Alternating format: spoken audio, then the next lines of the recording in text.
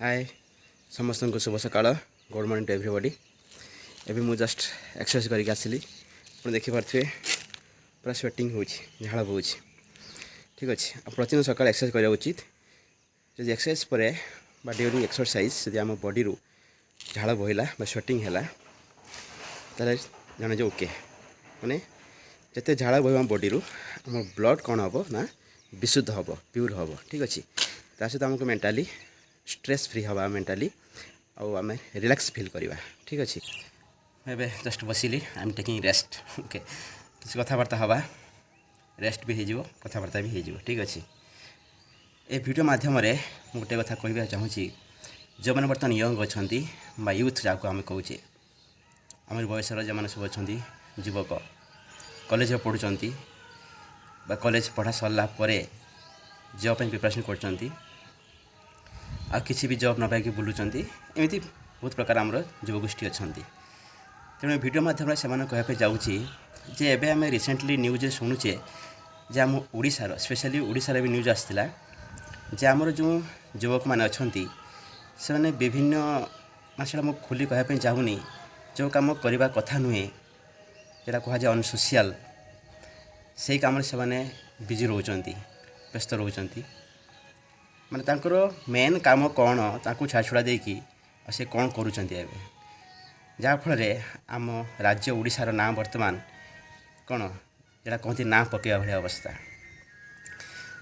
तेणु जो देश आम जब उदाहरण आम हिस्ट्री देखा भगत सिंह हूँ जय राजगुरु सुखदेव बाजी राउत आम ओडिशार आम यदि हिस्ट्री के आम इतिहास पृष्ठा आम कौन उल्टाइबा एमती बहुत युवगोष्ठी आम देखा जे कि देशपाई से माने शहीद हो जाते से भी दिने युवक थे। एबे भी आम ओडिशा हो कि भारत हो जे मैंने भी एबे टॉप लेवल अच्छा आम देशपाई काम कर देश आम चली साइंटिस्ट हूँ कि पॉलिटिशियन हूँ विभिन्न क्षेत्र जो सब अच्छा जहाँपाई देश आम चली दिन युवक थे युवक अवस्था निजक स्ट्रंग कर से आज वर्तमान महान लोक हो पार्टी आम देश को चलाउंट। आम जदि वर्तमान ये अवस्था जो अवस्था युवक अवस्था जहाँकि युवक अवस्था गोटे एमती अवस्था जे सब से समय आम पाखे फिजिकाली स्ट्रेंथ थाए ता सहित मेंटाली आम भी स्ट्रंग थाउ।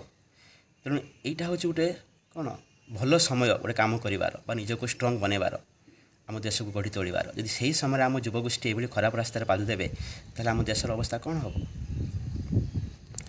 आमर जो डॉक्टर एपीजे अब्दुल कलाम स्वप्न देखी विकसित भारत तार अवस्था कौन हम।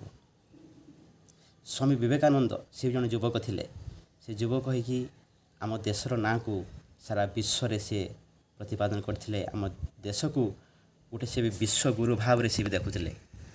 एबे भी आम स्वप्न रही आम भारत दिन दिन विश्व गुरु हम जदि यही आम ओडिशार हो कि भारत हो युवगोष्ठी तुम यही अवस्था रहा आम देश केमी आगू जीव क्या नहीं देश कह जाए जे देशर युवगोष्ठी जिते स्ट्रंग युवक मैंने जिते शक्तिशाली से देश सेते स्ट्रंग और सेते विकसित बोली।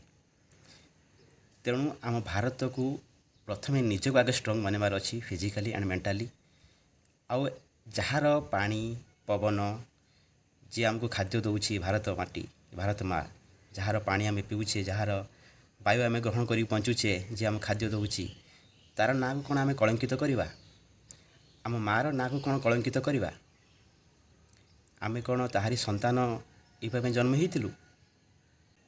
तेणु आम भारतर जो मैंने पूर्वपुरुष थे जे मैंने आम भारत को संग्राम माने स्वाधीनता संग्राम करी आम भारत को स्वाधीनता आनीदे एवं एबे भी देशपाई बहुत कम करुँच। तेणु से सब सिंह और आमे भी तांकरी छुआ सिंह छुआ आमे भारत मातार संतान आमे हूँ सिंह छुआ तो आम सिंह छुआ है कम करवा ताहले आम कौन हम आम अवस्था। तेणु तुम्हें माने युवगोष्ठी तुम्हें माने हूँ शेर भारत का शेर the lion of the India तुम्हें हूँ सिंह। तेणु सिंहर काम कौन से निजक राजा बोली भाव सिंह बोली भाव सिंह बोली भाव माने मारधार कर ना निजक शक्तिशाली करार अच्छी निजक स्ट्रंग करार अच्छी ये भारत को मत स्ट्रंग करार अच्छी। तेणु आम जदि ये हम आम जो परवर्ती पीढ़ी आसवे आमर जो पिला छुआ आसवे तांकर अवस्था कौन हम से कौन शिखे आम ठार।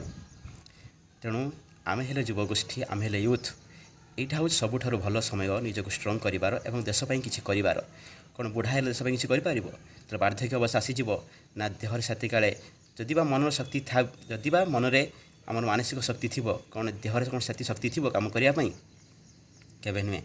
ତେଣୁ ସେଥିପାଇଁ ସବୁବେଳେ ଗୁରୁତ୍ୱ ଦିଆଯାଏ ଗୋଟେ ଦେଶର ଯୁବକ, କେତେ ଯୁବକ ଅଛନ୍ତି, ବୁଝିଲା କି ନାହିଁ? ତେଣୁ ଯୁବକ ସମୟ ଗୋଟେ ଏମିତି ସମୟ, ଯୁବକମାନେ ୟୁଥ୍ ଅବସ୍ଥାଟାକୁ ଏନ୍ଜୟ କର, ନିଜକୁ ଶକ୍ତିଶାଳୀ ବନାଅ, ତା ସହିତ ଦେଶର ନାଁକୁ ରୋଶନ କର, ମାନେ ଦେଶର ନାଁକୁ ଆମ ବିଶ୍ୱରେ ପୁରା ଟପ୍ ଲେଭେଲକୁ ନେଇକି ଯିବାର ଅଛି। ତେଣୁ ତୁମେ ଯୁବକମାନେ ଯଦି ଏମିତି ୱିକ୍ ହେବ, ଏଭଳି ସବୁ ଅନସୋସିଆଲ କାମରେ ଲିପ୍ତ ରହିବ, ଯେତେବେଳେ ଆମର ସେ ଏନିମି କଣ୍ଟ୍ରି ଅଛନ୍ତି, ଯେତେବେଳେ ସେମାନଙ୍କ ପାଖରେ ନ୍ୟୁଜ୍ ଯିବ ଯେ ଦେଶର ଯୁବକମାନେ ଏଇଭଳି ଅବସ୍ଥା ଲିପ୍ତ, ତେଣୁ ସେମାନେ ଫାଇଦା ଉଠାଇବେ, ସେମାନେ କେଉଁଠି ନା କେଉଁଠି ସେମାନେ ରାସ୍ତା ବାହାର କରିବେ ଆମ ଭାରତକୁ ଆଉ ଡ୍ୟାମେଜ୍ କରିବା ପାଇଁ। ତେଣୁ ଏସବୁ ସୁଯୋଗ ସେମାନଙ୍କୁ ଆମେ କାହିଁକି ଦେବା? ତେଣୁ ତୁମେ ହେଲ ଯୁବକ, ତୁମେ ହେଲ ସିଂହ, ତେଣୁ ସିଂହର ଯିଏ କାମ ସେଇଭଳି କାମ କର। ପ୍ରଥମେ ନିଜକୁ ଷ୍ଟ୍ରଙ୍ଗ ବନାଅ, ନିଜେ ଷ୍ଟ୍ରଙ୍ଗ ବନିଲେ ଅଟୋମେଟିକ୍ ଦେଶ ଷ୍ଟ୍ରଙ୍ଗ ହେବ।